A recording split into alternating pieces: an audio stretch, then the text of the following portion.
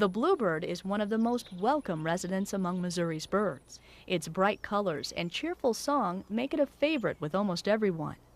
In addition, it is a highly beneficial bird. About two-thirds of its diet is insects, many of which are damaging to crops. Bluebirds are a rural bird, seen in open grasslands with scattered trees or fences. Urban residents seldom see bluebirds and sometimes become concerned that they are rare. Actually, bluebird numbers are on the rise. They're about 4 times as abundant as they were just a decade ago.